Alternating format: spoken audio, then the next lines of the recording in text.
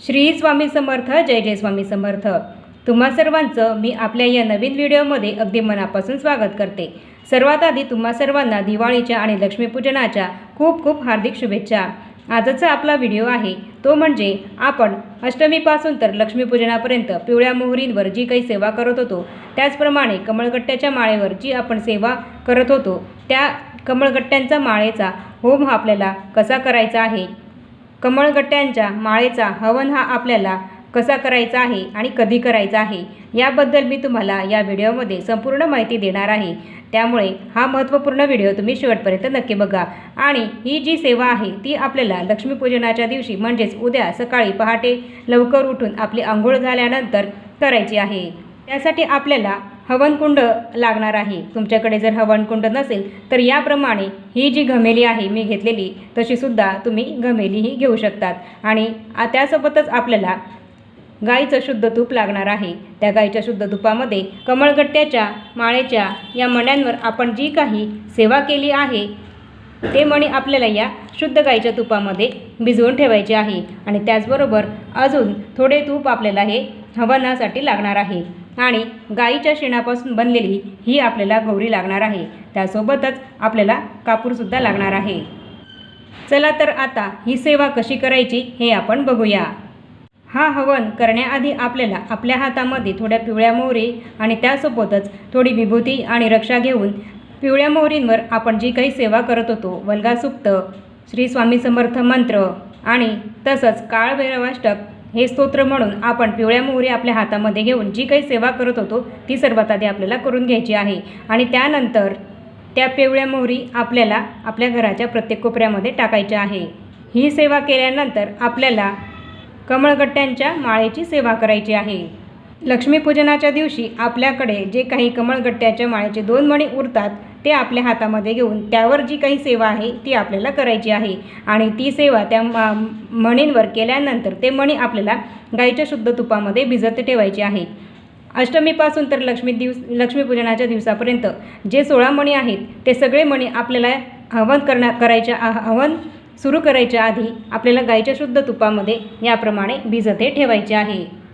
पिवळ्या मोहरींची सेवा करण्याअगोदर आपल्याला आपल्या संपूर्ण घरामध्ये गोमित्र हे शिंपडून घ्यायचं आहे. आणि त्यानंतर पिवळ्या मोहरींची सेवाही करायची आहे. आणि त्यानंतर कमळगट्ट्याच्या मण्यांवरची सेवा करायची आहे. आणि ती सेवा झाल्यानंतर आपल्याला हवनकुंडाची सेवाही करायची आहे. त्यासाठी सर्वात प्रथम आपल्याला हे हवनकुंड जर तुमच्याकडे असेल तर ते तुम्ही घ्या, नाहीतर ही अशी घमेली घेतली तरीसुद्धा चालेल. आणि त्या घमेलीमध्ये किंवा हवनकुंडामध्ये इथे मी ज्याप्रमाणे गाईची गौरी ही टाकली आहे त्याप्रमाणे ती तुम्हालासुद्धा टाकून घ्यायची आहे. आणि त्यानुसारच इथे कापूर टाकला आहे तसा तुम्हालासुद्धा कापूर हा टाकून घ्यायचा आहे.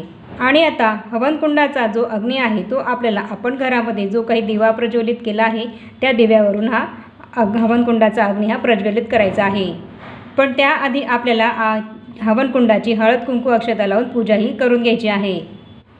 हळद कुंकू लावून पूजा केल्यानंतर आपल्या देवघरातल्या दिव्यावरून आपल्याला हे हवनकुंड प्रज्वलित करायचं आहे. आणि त्यानंतर आता आपल्याला श्री स्वामी समर्थ हा मंत्र 11 वेळा म्हणायचा आहे आणि स्वाहाकार करायचा आहे.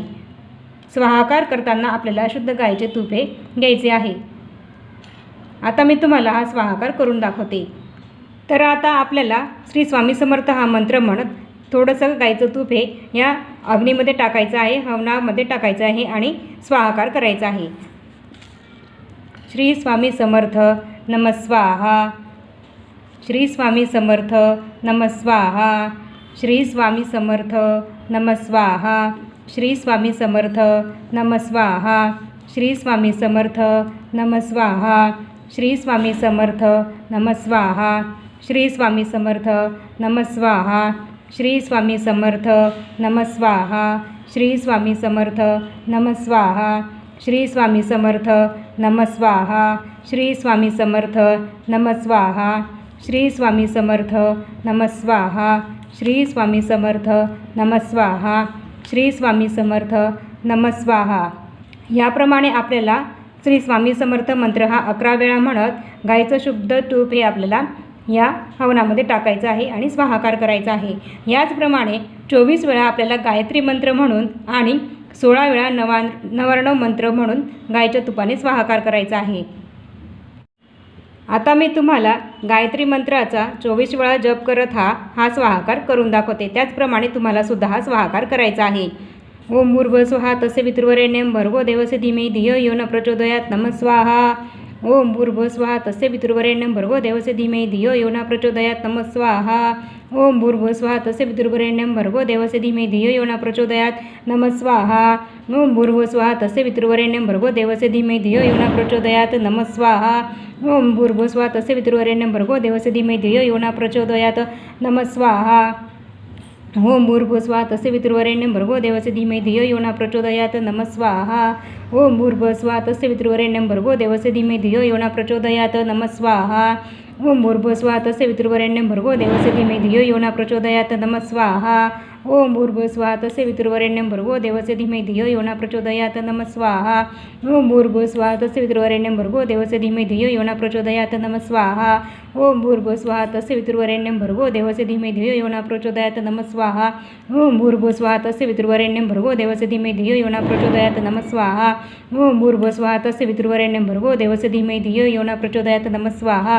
ओम भूर्भुवस्वः तस्य पितृवरेण्यं भर्गो देवस्य धीमहि धियो यो न प्रचोदयात् नमः स्वाहा. ओम भूर्भुवस्वः तस्य पितृवरेण्यं भर्गो देवस्य धीमहि धियो यो न प्रचोदयात् नमः स्वाहा. ओम भूर्भुवस्वः तस्य पितृवरेण्यं भर्गो देवस्य धीमहि धियो यो न प्रचोदयात् नमः स्वाहा. ओम भूर्भुवस्वः तस्य पितृवरेण्यं भर्गो देवस्य धीमहि धियो यो न प्रचोदयात् नमः स्वाहा. ओम भूर्भुवस्वः तस्य पितृवरेण्यं भर्गो देवस्य धीमहि धियो यो न प्रचोदयात् नमः स्वाहा. ओम भूर्भुवस्वः तस्य पितृवरेण्यं भर्गो देवस्य धीमहि धियो यो न प्रचोदयात् नमः स्वाहा.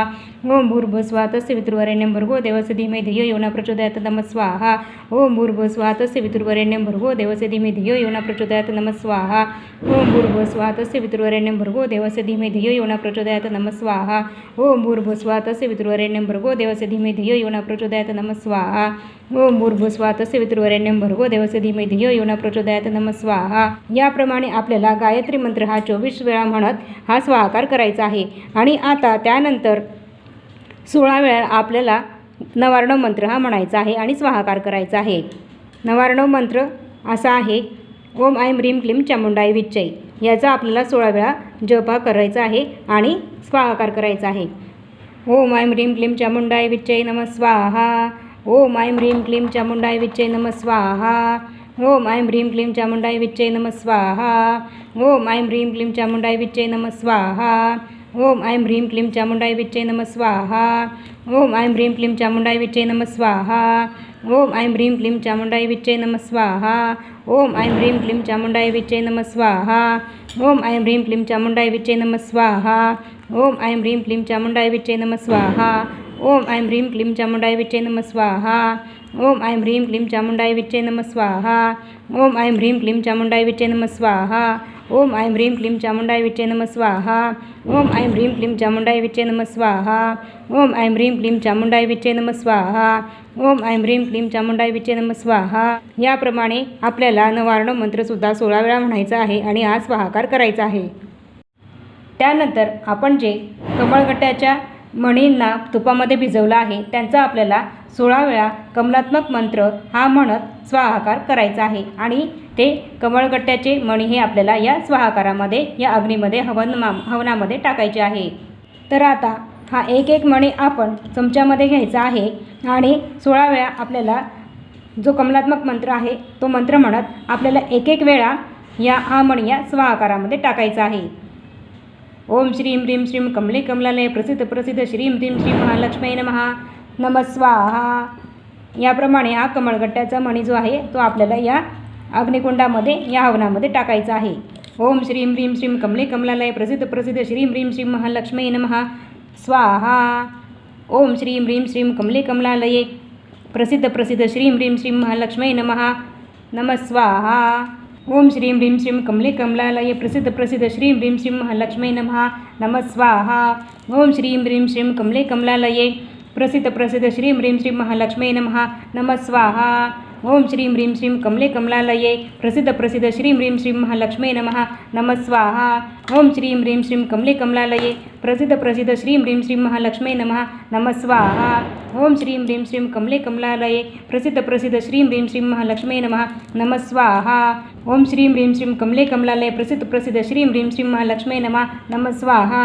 ओम ह्रीं श्रीं कमले कमलालये प्रसिद्ध प्रसिद्ध श्रीं ह्रीं श्रीं महालक्ष्मी नमः नमः स्वाहा। ओम श्रीं ह्रीं श्रीं कमले कमलालये प्रसिद्ध प्रसिद्ध श्रीं ह्रीं श्रीं महालक्ष्मी नमः नमः स्वाहा। ओम श्रीं ह्रीं श्रीं कमले कमलालये प्रसिद्ध प्रसिद्ध श्रीं ह्रीं श्रीं महालक्ष्मी नमः नमः स्वाहा। ओम श्रीं ह्रीं श्रीं कमले कमलालये प्रसिद्ध प्रसिद्ध श्रीं ह्रीं श्रीं महालक्ष्मी नमः नमः स्वाहा। ओम श्रीं ह्रीं श्रीं कमले कमलालये प्रसिद्ध प्रसिद्ध श्रीं ह्रीं श्रीं महालक्ष्मी नमः नमः स्वाहा। ओम श्रीं ह्रीं श्रीं कमले कमलालये प्रसिद्ध प्रसिद्ध श्रीं ह्रीं श्रीं महालक्ष्मी नमः नमः स्वाहा।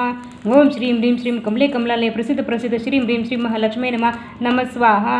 ओम श्रीं ह्रीं श्रीं कमले कमलालये प्रसिद्ध प्रसिद्ध श्रीं ह्रीं श्रीं महालक्ष्मी नमः नमः स्वाहा।